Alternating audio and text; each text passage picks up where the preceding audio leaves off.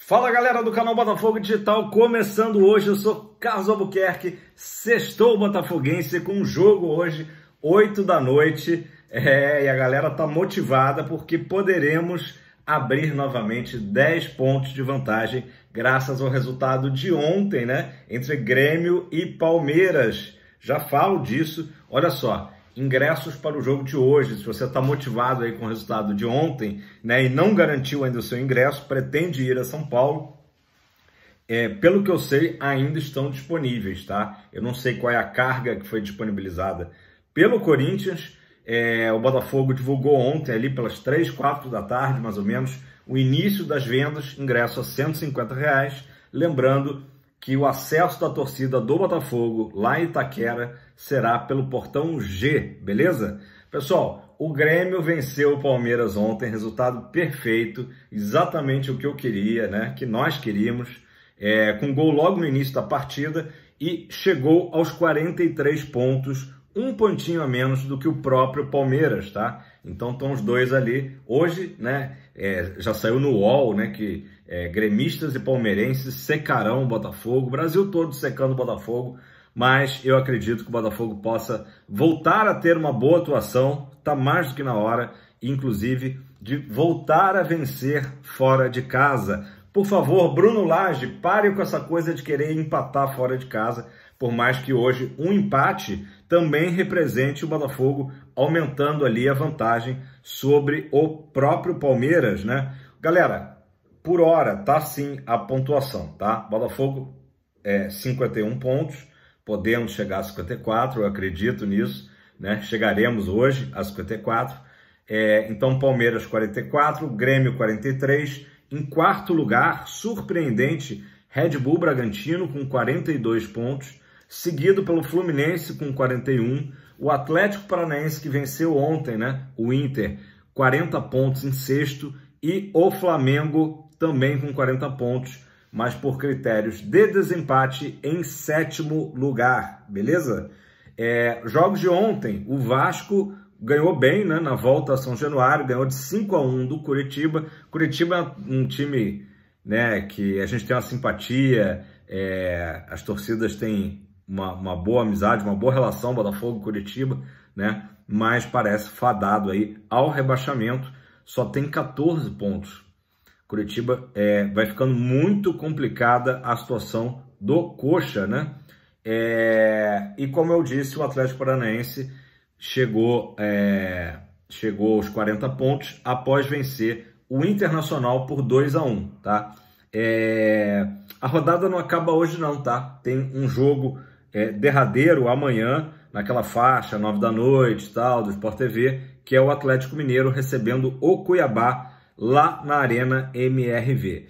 Pessoal, uma questão dessa rodada. Com a vitória do Santos lá no início da semana, vocês lembram, o Santos ganhou do Bahia de virada, o Santos é o primeiro time dentro da zona de rebaixamento com 24 pontos, beleza? O Vasco ali deu uma boa subida, né?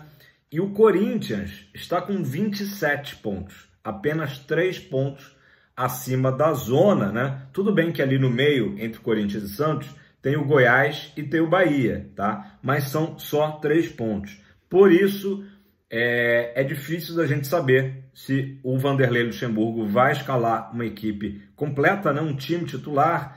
A tendência é que ele acabe mesclando, né? Porque ao mesmo tempo ele tem a necessidade do resultado hoje à noite, mas também precisa poupar seus jogadores para o jogo de terça-feira com Fortaleza, né? Pela Sul-Americana, como todo mundo sabe, né? Então, é um dilema. O fato é que o Lucha relacionou todos os seus principais jogadores, tá? Ninguém foi poupado dos relacionados, só saberemos a escalação do nosso adversário uma hora antes do jogo, né? Pode ser que tenha aí, enfrentando o Botafogo, o próprio jogador argentino, que agora esqueci o nome. Comenta aí embaixo que o Botafogo teve tentando aí durante muito tempo, né? Daqui a pouco eu lembro. Pessoal, pós-jogo ontem, justamente da vitória do Grêmio lá na Arena, o Renato Gaúcho voltou a falar da distância para o Botafogo, né? Que no caso do Grêmio para o Botafogo é de 8 pontos, né? E aí o Renatão, sempre com aquele papo, né? Falou que 8 pontos é muito, e não é, né? Já que é uma diferença que pode ser diminuída, segundo ele, em 2 ou 3 jogos. Em 2 jogos não dá não, né? Vamos rever essa matemática aí. Mas, claro, ele quis dizer que é uma boa diferença, né? Que o Botafogo tem em relação ao Grêmio, mas que... E eu acho que é o sentimento do botafoguense também, né? A gente sabe que hoje é uma boa diferença que o Botafogo tem para o Palmeiras, para o Grêmio, né? Mas todo cuidado é pouco, né? Não podemos seguir aí nessa fase de derrotas, né? Isso aí tem que acabar hoje. O Abel Ferreira, que saiu muito bravo, né? Abandonou ali o campo, deu uma de Sampaoli, abandonou ali o gramado antes do término do jogo, né? Demonstrando ali sua insatisfação. Na coletiva de imprensa baixou um pouco a bola, evitou fazer comentários contra a arbitragem, né? Foi, digamos que sutil, né? Talvez até para não sofrer nenhum tipo de punição, né? Ele classificou a arbitragem do jogo de ontem, né, como hábil. O árbitro foi muito hábil. O que ele quis dizer com isso, né? Aí fica livre para interpretações, né?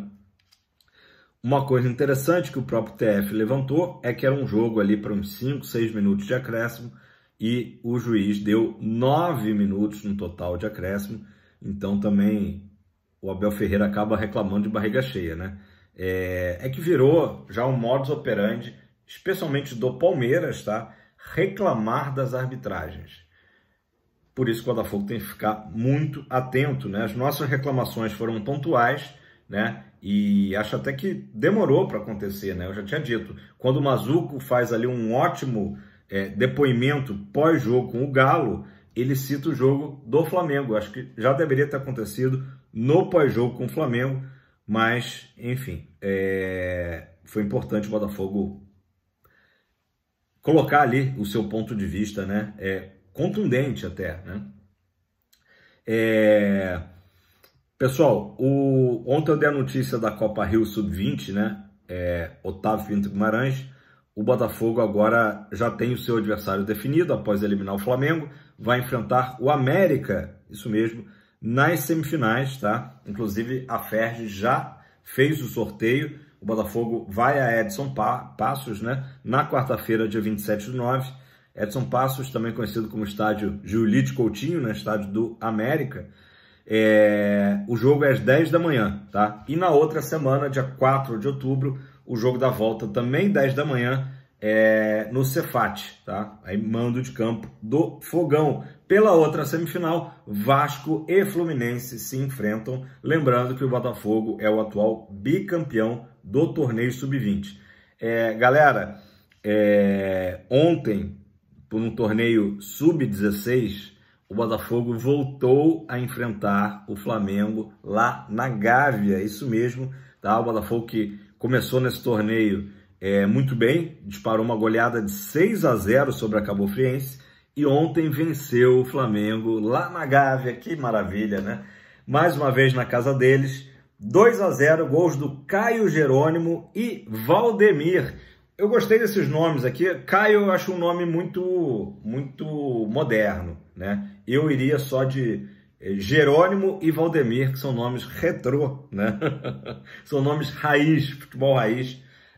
Mas enfim, brincadeiras à parte, Caio Jerônimo e Valdemir anotaram os gols do Fogão e a coincidência, né, de 2 jogos seguidos em que o Botafogo, em categorias de base, vence o rubro-negro, o Fogão utilizou as redes sociais para fazer uma leve, não dá nem para dizer que provocação, né? Mas chamou assim o Botafogo ao noticiar a vitória do Sub-16. Não é TBT de ontem, né? Como ontem foi quinta, poderia estar se referindo ainda à quarta-feira. Não é TBT de ontem, quer dizer, mais uma vez o Fogão vencendo, né? Lá na Gávea. Muito bom, parabéns aí para a molecada do Sub-16. Galera, agora uma notícia fora ali das 4 linhas, mas que é sempre muito boa da gente dar, né? do novo Botafogo, da SAF Botafogo. Eu lembro quando a SAF surgiu, os haters diziam que o Botafogo não ia dar calote, não ia pagar as dívidas. Muito pelo contrário, o Botafogo vem ali marcando a sua presença em sanear as dívidas, né? Em tentar resolver todas as questões que ele tem na justiça, dívidas trabalhistas. Inclusive, o Vitor Schettino, advogado do canal Estrela Solitária, trouxe a informação que o Botafogo pagou mais R$1.200.000 em dívidas trabalhistas no RCE, que é o Regime Centralizado de Execuções. Uma ótima notícia, né? Fora das quatro linhas, como eu disse. Pessoal, ainda sobre a questão de reclamação de arbitragem, né? No final de semana, vocês lembram, eu falei aqui, apareceu uma faixa de torcedores do Botafogo em frente à CBF, né? Respeitem o Botafogo, lá em frente à sede da CBF, na Barra da Tijuca. E ontem houve um novo protesto, além dessa faixa, foi colocada uma outra faixa, escrito o seguinte: ontem, base da seleção, 58, 62, 70. Hoje, roubados. Uma faixa aí também bastante forte a mensagem, mas é interessante que realmente a CBF fique ligada, né? Fique ligada, porque o Botafogo, em 2 jogos seguidos, foi muito prejudicado, né? Muito prejudicado mesmo. O Botafogo poderia ter, no mínimo, empatado com o Flamengo, né? Na realidade, os 2 gols do Flamengo foram irregulares, e também contra o Galo, o Botafogo deveria ter empatado também o jogo naquele gol do Diego Costa. Aí você pensa, o árbitro do jogo, né, desses 2 jogos, de repente vão ser punidos, vão ficar ali na geladeira. Coisa nenhuma. Foram premiados, na verdade. Brincadeira, né? O árbitro e o auxiliar do jogo com o Galo, tá, foram escalados para eliminatórias da Copa, né? Venezuela e Chile. O Ramon Abate, que foi o juiz daquela partida, vai atuar como 4º árbitro, tá? E o Bruno Rafael Pires, que era o assistente, o bandeira que marcou o impedimento do Diego Costa, vai atuar como assistente nesse jogo Venezuela e Chile. E não para por aí, o Rafael Claus, que apitou Botafogo-Flamengo, voltou a apitar o jogo do Flamengo essa semana contra o Goiás, foi escalado para o jogo da Argentina, jogo do Messi e companhia contra o Paraguai. Então é impressionante como as coisas acontecem aí. Complicado. Vamos lá, pessoal, vamos falar do jogo de hoje, né? Um sextou alvinegro, no caso a gente quer que seja o alvinegro carioca, né? Que ganhe. O Botafogo, de novidade, a gente sabe que vai ter estreia do uniforme preto, né? O Botafogo já anunciou isso, que vai ser a estreia da linda camisa preta diante do Corinthians, né? O Botafogo entra em campo, claro, com a missão de tentar vencer e voltar aos 2 dígitos de diferença para o Palmeiras, né? O Botafogo ganhando hoje abrirá novamente, né, 10 pontos de vantagem. É claro que eu não quero nem dizer isso, né? Eu ia falar que o empate também seria um resultado bom, já que seria uma rodada positiva para o Botafogo, mas eu tenho medo do Bruno Lage assistir isso e jogar pelo empate. Então, esqueçam o que eu acabei de falar. Brincadeiras à parte, galera, o Lage testou no Lonier uma formação semelhante à que o Botafogo jogou lá na Argentina contra o Defensa e Justiça, ou seja, o Tietê pela ponta direita no lugar do Júnior Santos, que não é novidade para ninguém, não vem numa boa fase, né? O Júnior Santos, se a gente for olhar lá atrás, né, há um turno atrás, o Botafogo enfrentou o Corinthians em maio, né, ali no meio de maio, e o Júnior Santos estava voando àquela altura, né? Mas, infelizmente, maio ficou para trás, já estamos em setembro, né? São 4 meses, e com essa queda de rendimento do Júnior Santos, o Lage começa a testar alternativas. É notório, sabido, que o Tietê se sente muito mais à vontade jogando pelo meio, né? Inclusive nessa partida contra o Defensa e Justiça, acabou não funcionando bem essa formação, mas o Laje voltou a testar e pode ser a novidade de hoje à noite, né? Todo mundo também sabe que o Laje tem um histórico, né, com o Gabriel Pires, gosta muito do Gabriel Pires. Gabriel Pires tinha sido expulso no jogo com o Flamengo, né, pós apito final ali, por reclamação, cumpriu a suspensão diante do Atlético Mineiro, está de volta, está relacionado, então há uma possibilidade do Gabriel Pires entrar ali no meio de campo, né, e o Tietê ser deslocado para a direita. Comenta aí embaixo a sua opinião, será que isso pode dar certo, né? Será que o Laje está novamente dando uma de professor Pardal, né? A última invenção dele foi no jogo com o Flamengo, né, do JP Galvão, e curioso até ver que o JP Galvão, depois de ser escalado titular naquela partida, desta vez nem relacionado ele foi. Bom, então essa é a principal dúvida, né, já que é uma informação que o GE trouxe do teste do Tietê na direita, né? Caso o Júnior Santos jogue, né, como foi contra o Galo, a tendência então é que o Gabriel Pires siga, né, fique no banco. Pessoal, sobre a partida, né, 8 horas da noite, transmissão do Premier, tá, para todo o Brasil, narração paulista, do Milton Leite, comentários do Dodô, né, e do Alexandre Losetti. O Dodô vai estar ali meio como nosso representante, né, nos comentários. O juiz da partida é o Paulo César Zanovelli da Silva, do quadro de Minas Gerais. Eu acredito que ele apitou um jogo do Botafogo esse ano, que foi a partida lá no Sul contra o Ipiranga, tá? Vitória do Botafogo naquela ocasião. O VAR será comandado pelo Rafael Trace, de Santa Catarina. Então vamos lá, a escalação do Botafogo para hoje, né? Tirando essa dúvida aí do Tietê, né? Em que posição jogará Tietê? Vamos lá. Lucas Perry de volta, recuperado, né, da pancada. De Plácido, Adrielson, Cuesta e Marçal, apesar de muita gente aí tá preferindo o Hugo, né? Marlon Freitas, Gabriel Pires ou Júnior Santos e Eduardo. E a possibilidade do Tietê na direita, com Tiquinho Soares no comando do ataque e Vitor Sá na esquerda, beleza? Esse é o time do Botafogo, com essa única dúvida aí de escalação, né? Seria Gabriel Pires ou Júnior Santos, tá? Comenta aí embaixo o que você prefere, né? Júnior Santos, de fato, não vem bem, mas também o Tietê ali deslocado para a direita, não sei se seria uma boa.